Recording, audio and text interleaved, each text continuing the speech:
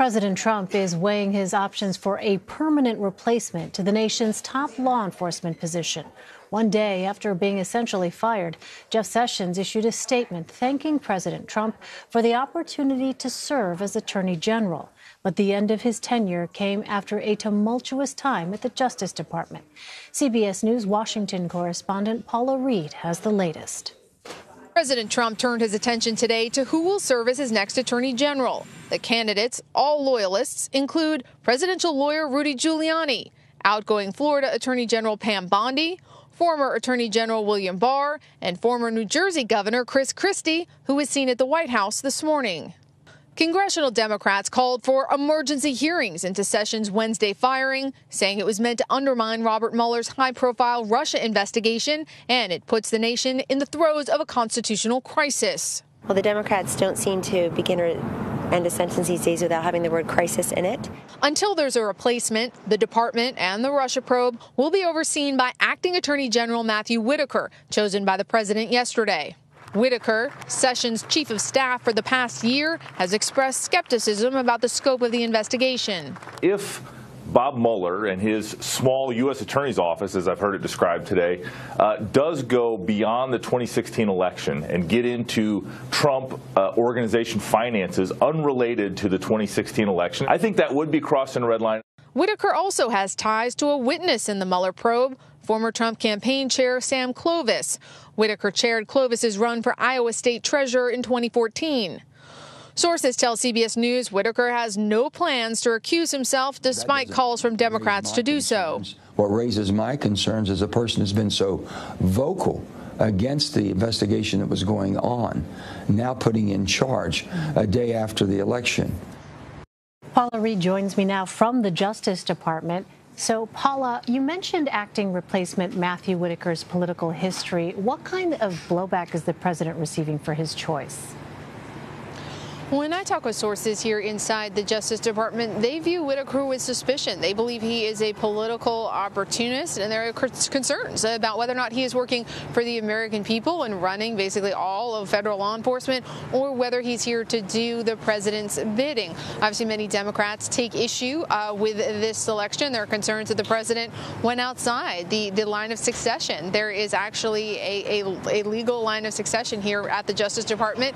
The next person would have been Rod Rosenstein, and then it goes down all the heads of the various components here. So the fact that the president went outside that to appoint someone who has been so vocally critical of the Russia investigation, that has raised a lot of red flags here within the Justice Department. And Paula, remind us, where does the Mueller probe stand now?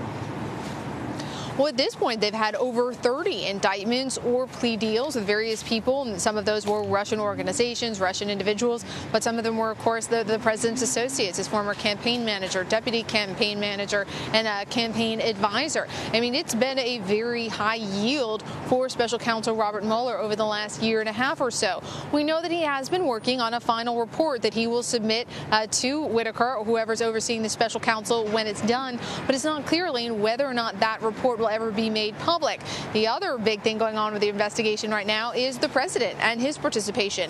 His attorneys have allowed him to answer some questions in writing, but it's unclear right now whether the fact that there's been sort of a change in oversight, whether or not he will revise some of his answers, whether he'll pull out, because that could potentially force a subpoena battle, because it's unclear right now whether or not Mueller can compel the president to answer questions. He's doing so voluntarily in writing, but it's unclear whether or not that will satisfy investigators or whether they will push for an in-person interview, which almost guarantees a legal showdown. Well, Paula, when does the president need to appoint a permanent attorney general by, and do you foresee any roadblocks for him getting through a nomination? It depends who he selects. In terms of how long he has about 210 days. I think he's lost about 2 days, so make that 208 days from the time that he appointed this individual to his cabinet. At that point, he needs to select someone. He needs to nominate someone, and they need to go through a Senate confirmation process.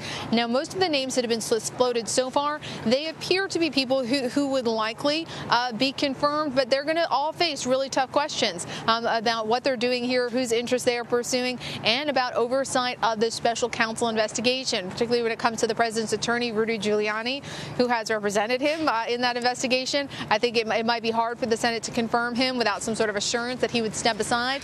And if he steps aside, or anyone else who's selected and confirmed steps aside, the investigation oversight goes back to Rod Rosenstein. Well, lastly, there are reports Sessions is considering a 2020 run for his old Alabama Senate seat. How will Sessions' tenure as the head of the Justice Department be remembered on both sides of the aisle? Well, I think a lot of people realize that Jeff Sessions spent most of his time here working to deliver on the president's campaign promise on immigration. One of the reasons that Jeff Sessions was the president's first Senate, really first big endorsement, first senator to endorse him, was because President Trump, then candidate Trump, was talking about the same things that Jeff Sessions had been talking about for decades. And once Sessions got this job, he was able to unilaterally implement a lot of policies that he could never get passed in Congress. So since he's been here, he has worked to expedite deportations, staff up immigration courts, make it harder to seek asylum. He's aggressively in courts gone after sanctuary cities, and he was, of course, heavily involved in the controversial family separation policy. I think on one side of the aisle, certainly Democrats view him as someone who didn't really advocate for civil rights and maybe went too far on immigration. But in terms of the president's base, a lot of people support him. They're like, look, he's doing the work that you promised us you would do. And arguably, he's been one of the most successful members of the president's cabinet. So it'll be interesting to see if he decides to run for Senate, which we certainly don't have confirmed, how that plays. All right, Paula Reid outside the Justice Department for us. Paula, thank you.